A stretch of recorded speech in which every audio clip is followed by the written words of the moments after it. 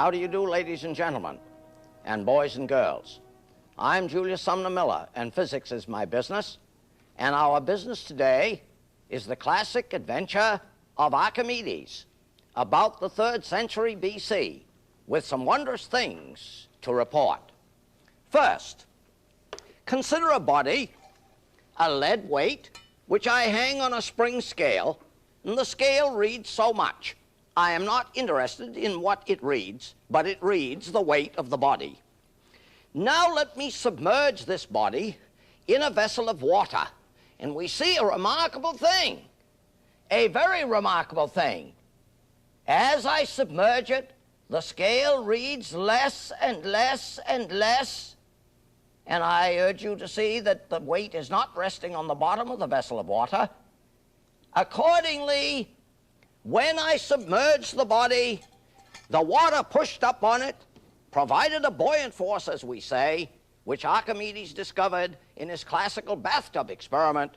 Eureka, eureka, I have found it. Now, how much is the push up of the water on a body submerged? Archimedes said it this way. When a body is submerged in a fluid, that's either a gas or a liquid, we're talking liquids here. When a body is submerged in a liquid, it is buoyed up by a force equal to the weight of the liquid displaced. Now, I can prove that. Here I have a vessel which has an overflow spout, and I'm going to put a little water in it to be sure the water is up to the level of the spout. There it is. It's coming out there somewhat. And now I'll wait until it stops. The water is up to the level of the spout in this chamber. Now I'm going to get rid of that water. Now what am I going to do? I'm going to submerge this body in that chamber of water, and as anyone in his right mind would recognize and attest, will not some water be pushed out? Indeed, and I'm going to push some water out and catch it in that little bucket. Watch it now. And of course, again, the scale will read less, but I'm not interested in that this time. I'm interested in the water that gets pushed out. Watch it now.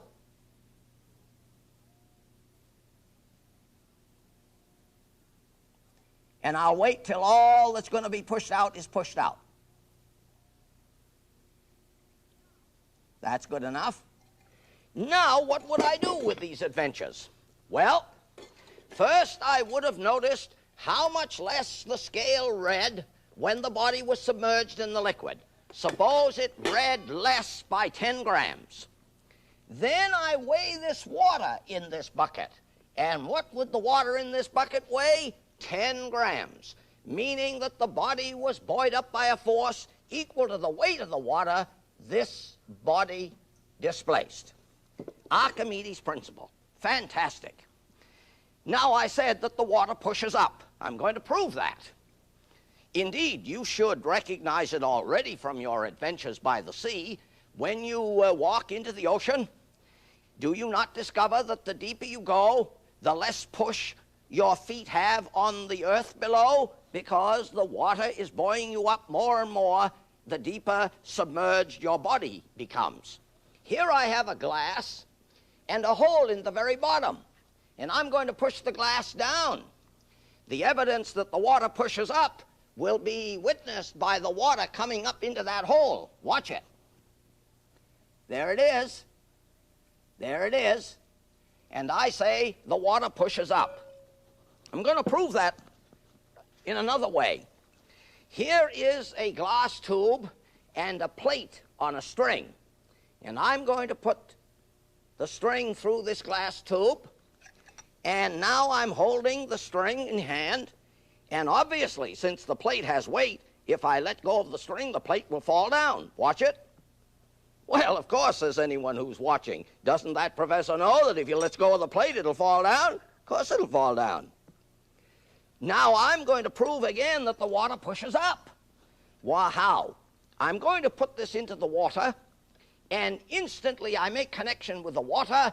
I'm going to let go of the string. When I let go of the string out here, the plate fell off. The plate will not fall off in there. Watch it. There it is. And you see water rushing into the inner cylinder, climbing higher and higher, and everybody says, well, when it gets the same height inside the vessel as outside the vessel, then the plate will fall off, and I'm going to leave that for you to think about. But now, my new adventure, Archimedes bucket and cylinder. I have here a little bucket, very nicely formed, and a solid cylinder which fits it exactly, And here's what I'm going to do. I'm going to balance this bucket. I'm going to balance that bucket with the cylinder below. Let me see if I can represent that. Here is the cylinder below. And remember, that solid cylinder fits that bucket exactly. And I'm going to balance this with some weights over here. Put the beam balance in equilibrium. Then what am I going to do? I'm going to come up underneath with a vessel of water in this fashion. Vessel of water, so that I submerge the solid cylinder. The equilibrium in the balance will be destroyed, as we might say, because why? The water here is pushing the cylinder up.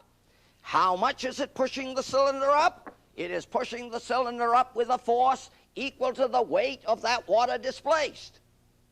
And how much water is displaced? The volume of the cylinder. And how much is the volume of the cylinder? The volume of the cup. Accordingly, with the equilibrium destroyed because there is a lift or buoyant force here, I am now going to pour some water into this little bucket. Water, water, water, water, water, water, water. Oh, ho. When this bucket gets full, what will we see? An absolutely enchanting thing.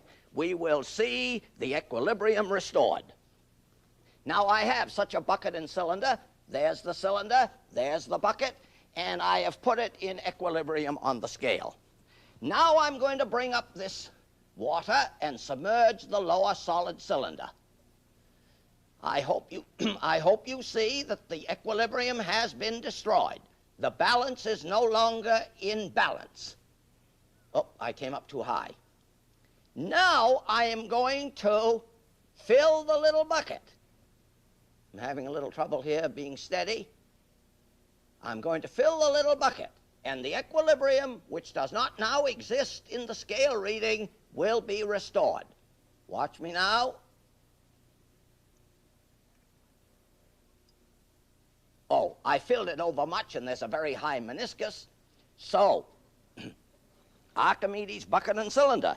The proof is very beautiful. A body is buoyed up by a force equal to the weight of the water displaced. Now, regarding buoyant forces and bodies that sink and bodies that float, here is a vessel of water and here's a piece of wood. Floats. Here is another piece of wood. Wood, water.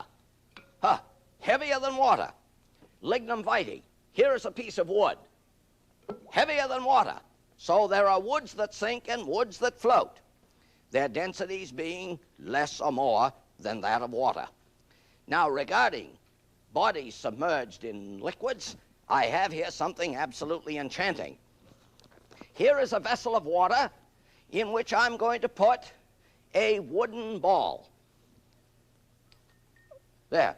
It sinks about, I don't know, 5/8 or something like that. Now, here is a vessel of mercury. Vessel of mercury. I'm going to put the ball in the vessel of mercury. Watch it. It doesn't sink at all, hardly. Hardly. It rides on the very surface. But that's wood. Very light.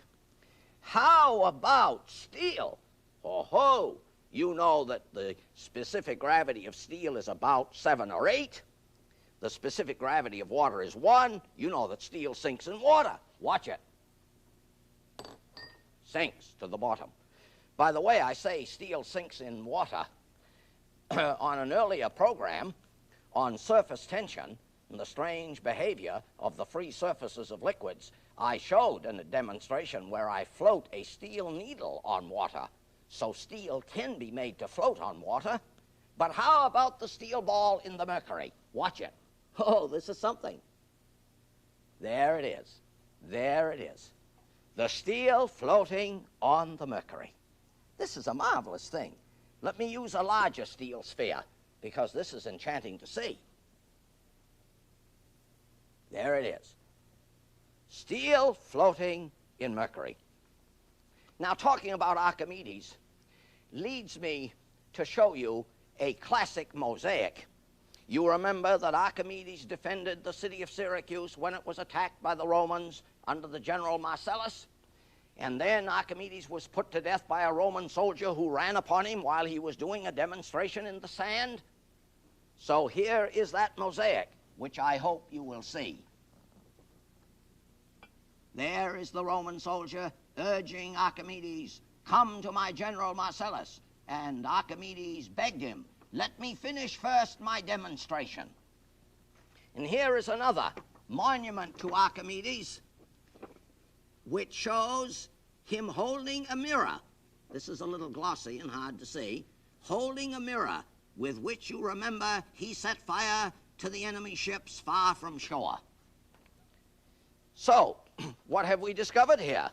The remarkable principle of Archimedes that a body submerged in a liquid is buoyed up by a force equal to the weight of the liquid displaced. Now, Archimedes, as you know, apart from being a natural philosopher of the first magnitude, was also a mathematician. And I want to tell you quickly about some things he discovered of a mathematical nature, because they are enchanting. And here they are.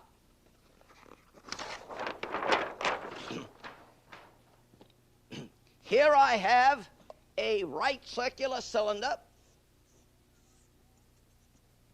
and here I have a right circular cone, and here I have a sphere. They are the same altitude and the same radius. And what did Archimedes discover?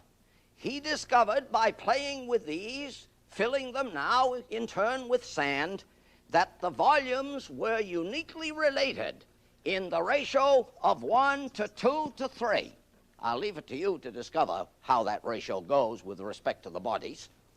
Now, in his later years, having made many discoveries of great moment and significance, he was asked what he viewed as his greatest, and he referred to this: the ratio of the volumes of the cylinder to the cone to the sphere, and asked that when he dies, such a matter be put atop his tomb, which shows a cylinder, a sphere circumscribed by a cylinder. So here is a sphere about which is circumscribed a cylinder, and this was put on top of Archimedes' tomb, buried near Syracuse. Where are we then in this dialogue? Archimedes, 3rd century BC, who must certainly rank with Newton of the 17th century and Einstein of the 20th. So next time you go to the sea to bathe, remember Archimedes. And when indeed you take a bath in your bathtub and you submerge yourself in the water and the water rises, remember the affairs here, which revealed that beautiful fact which we use abundantly, because after all, this is why ships can sail on the sea and submarines under the sea and airplanes above the sea. And I thank you for your attention.